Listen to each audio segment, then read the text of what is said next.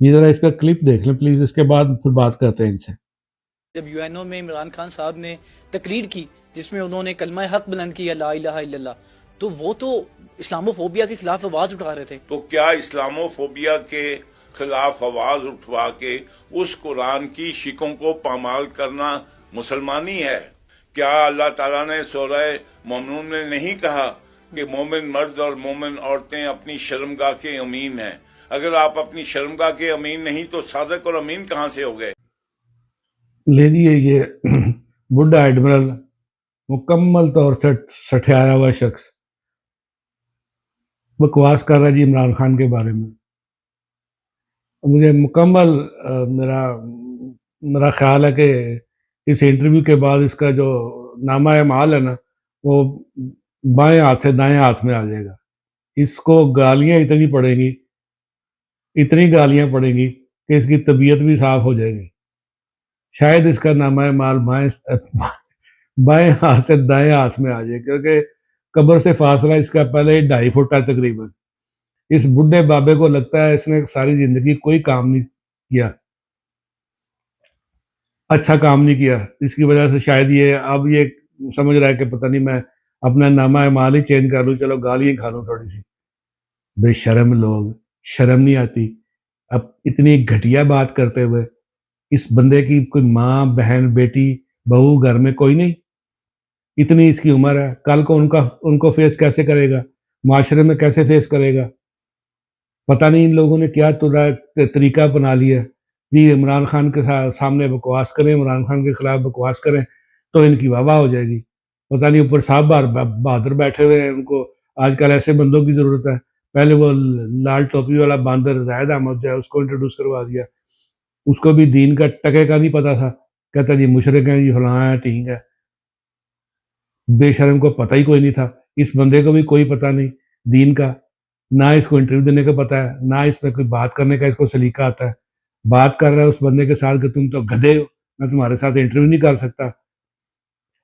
اور وڈے گینڈے دے منہ والا اس کی بات سنیں جی یہ کریں وہ کریں. بھائی جب آپ کا کام ہی زندگی بھر یہی رہا ہوگا کہ آپ نے لوگوں کے بیڈ روم میں گھسنا ہے، آپ نے لوگوں کی ویڈیو فلمیں بنانی ہے، ننگی ویڈیوز بنانی ہے لوگوں کی، ہر بندے کو بلیک میل کرنا ہے تاکہ آپ کے سامنے بول نہ سکے، آپ کی جو 70-75 سال کی دادا گیری ہے اس کے سامنے کوئی بندہ کھڑا نہ ہو سکے.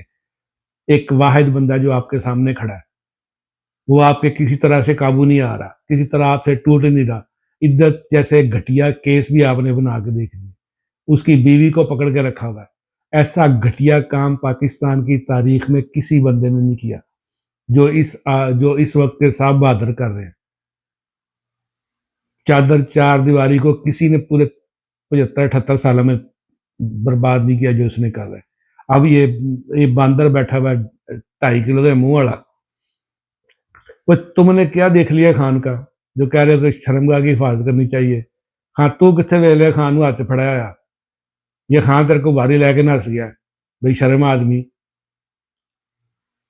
اس طرح کے لوگ لانچ کر کے پتہ نہیں یہ کیا سمجھتے کہ کسی کی عزت آبرو میں آپ کمی کر سکتے ہیں. آپ مالک ہیں عزت آبرو کے، عزت آبرو کا مالک اللہ ہے جو اس کو عزت دیتا ہے. آپ سمجھتے ہیں کہ اس طرح کے کام کر کے آپ کی عزت کرے گی قوم، ٹٹو آپ کی عزت کرے گی، بڑھے گی نہیں عزت آپ کی پہلے ہی کھ نہیں رہی. اوپر سے ایسے بندوں کو لانچ کر دیتے ہیں گھٹیا باتیں کرتے ہوئے، گندی ویڈیوز بناتے ہیں ہم لوگوں کی. اعظم سواتی بیچارہ اپنی بیوی کے ساتھ کی تھی ہوٹل میں ٹھہرا ہوا تھا، تہجد گزار وہ بزرگ لوگ، ان کی آپ نے ویڈیو بنائی ان کی رات کی پرائیویسی میں، پھر اس کی بیٹی کو بھیجی. لعنت ایسے لوگوں پر، پتہ نہیں اس سے کیا آپ حاصل کرنا چاہتے ہیں.